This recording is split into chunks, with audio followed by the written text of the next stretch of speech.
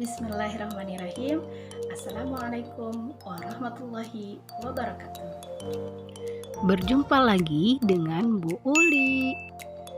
Anak-anak kelas 4 yang hebat, kali ini kita akan belajar tematik tema 6 muatan PPKN, yaitu tentang keberagaman di Indonesia. Supaya Allah meridhoi pembelajaran kita kali ini, mari kita membaca basmalah bersama-sama. Bismillahirrahmanirrahim.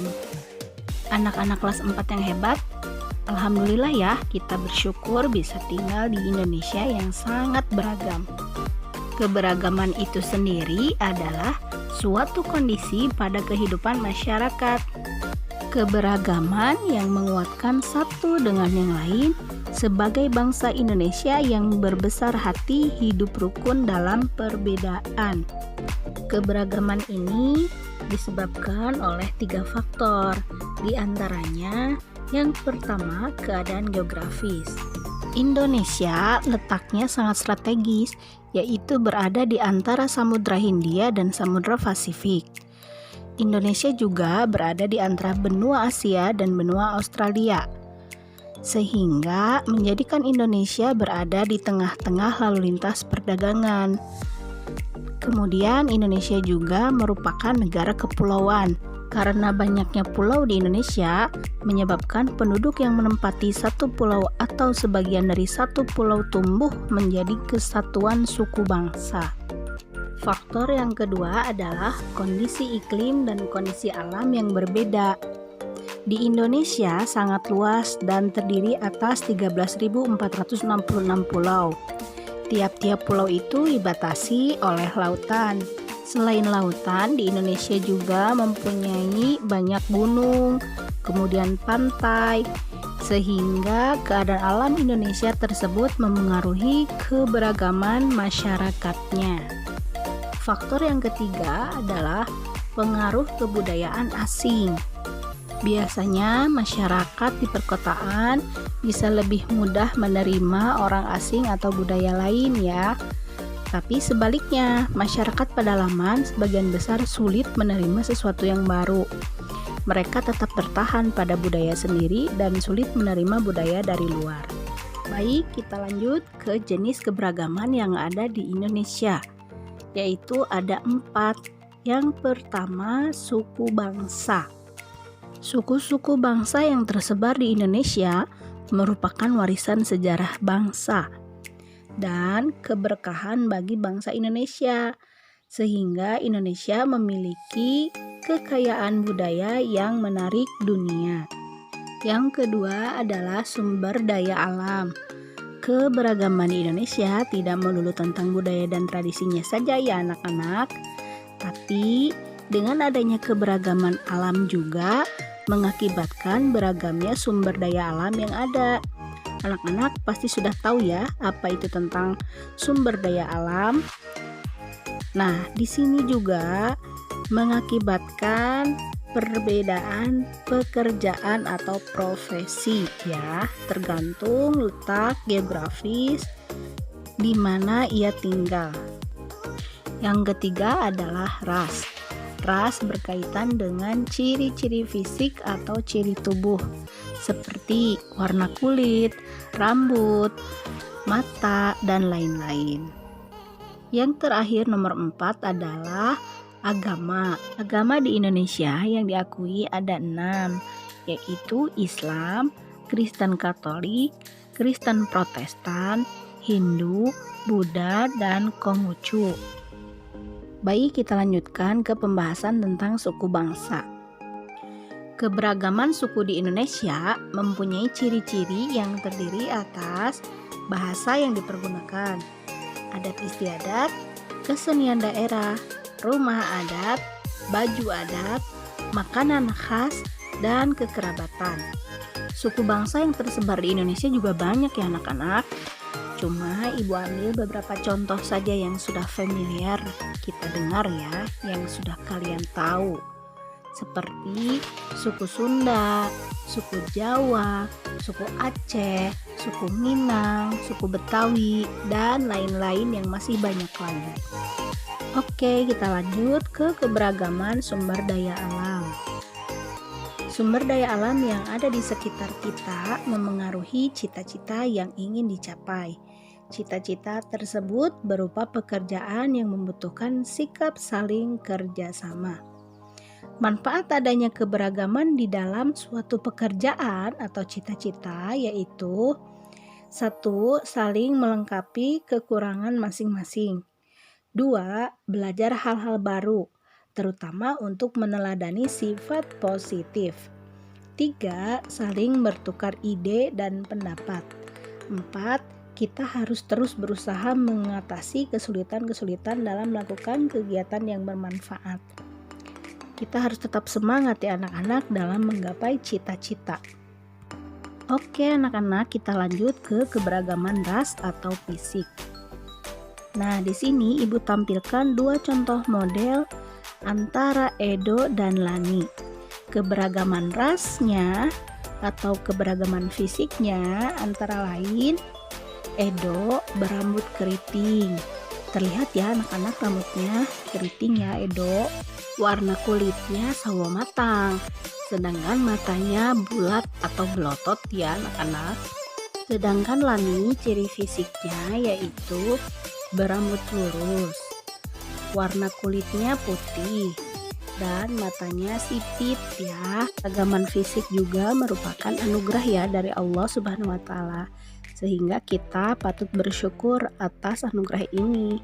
Jangan sampai kita berkecil hati dengan kondisi fisik kita ya anak-anak. Kita lanjut ke keberagaman agama. Seperti yang sudah disebutkan tadi ya, ada 6 agama yang diakui di Indonesia, yaitu Islam, Kristen Protestan, Kristen Katolik, Hindu, Buddha, dan Konghucu.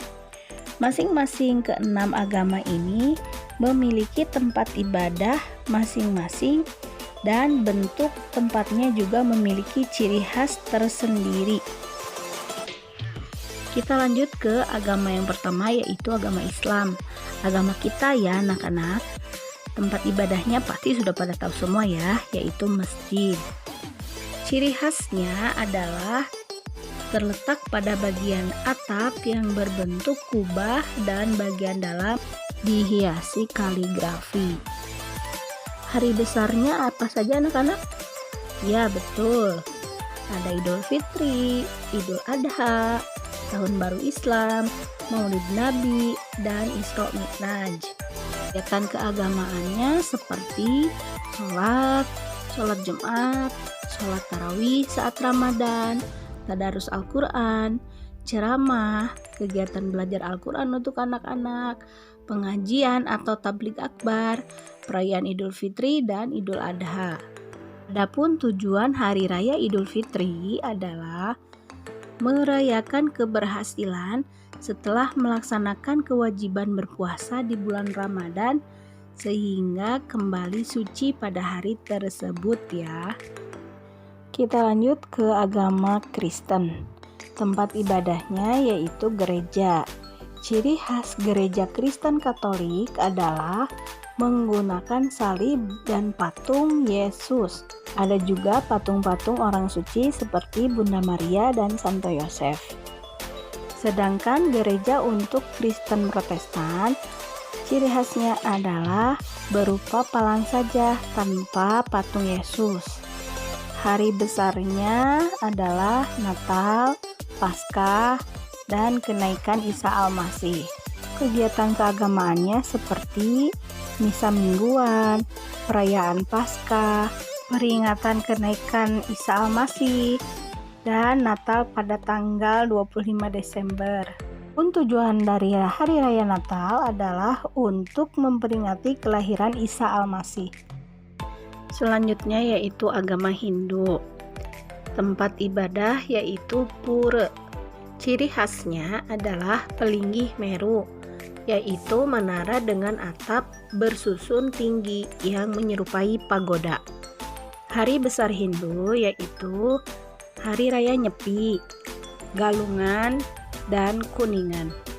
Untuk kegiatan keagamaannya seperti sembahyang bersama, pastraman, dan pembahasan tentang sesaji yang akan dibuat untuk pelaksanaan hari raya seperti Nyepi dan Galungan. Adapun tujuan hari raya Nyepi adalah permohonan kepada Tuhan Yang Maha Esa untuk menyucikan buana alit atau alam manusia dan buana agung atau alam semesta. Selanjutnya yaitu agama Buddha. Tempat ibadah yaitu wihara. Ciri khasnya adalah di dalamnya terdapat satu atau lebih ruangan untuk penempatan altar. Bentuk bangunan dan warna wihara biasanya sama dengan kelenteng. Hari besar Buddha yaitu Waisak, Asada, dan Katina. Kegiatan keagamaan seperti puja bakti, perayaan Waisak, Asada, dan Katina. Adapun tujuan Hari Raya Waisak adalah merayakan 3 perayaan penting, yaitu lahirnya Pangeran Siddhartha. Pangeran Siddhartha mencapai penerangan agung dan menjadi Buddha, dan wafatnya Buddha Gautama. Agama terakhir yaitu agama Konghucu.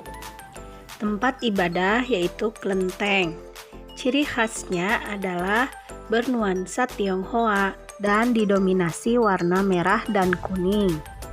Hari besarnya yaitu Tahun Baru Imlek dan Cap Gomeh. Kegiatan keagamaannya yaitu ibadah setiap tanggal 1 dan 15 penanggalan Imlek, peringatan Hari Tahun Baru Imlek, dan Cap Gomeh. Adapun tujuan Hari Raya Tahun Baru Imlek adalah ungkapan rasa syukur dan harapan agar rezeki melimpah di masa yang akan datang. Nah, anak-anak kelas 4 yang hebat, selanjutnya adalah sikap toleransi yang perlu dikembangkan untuk mewujudkan persatuan dalam keberagaman. Terdiri atas 3 sikap ya. Yang pertama, menghormati teman yang sedang beribadah sesuai agamanya. Yang kedua, menerima keberagaman suku bangsa dan budaya sebagai kekayaan bangsa yang tidak ternilai harganya. Dan yang terakhir, lebih mengutamakan negara daripada kepentingan daerah atau suku masing-masing. Dan tentunya masih banyak lagi sikap contoh toleransi ya anak-anak. Kalian juga sudah tahu ya bagaimana harus bertoleransi, baik itu dalam agama, budaya, dan sebagainya. Alhamdulillah anak-anak kelas 4 yang hebat, pembelajaran tentang keberagaman sudah selesai. Semoga kalian bisa lebih paham ya tentang keberagamannya. Terima kasih, tetap semangat, dan aku bisa. Wassalamualaikum warahmatullahi wabarakatuh.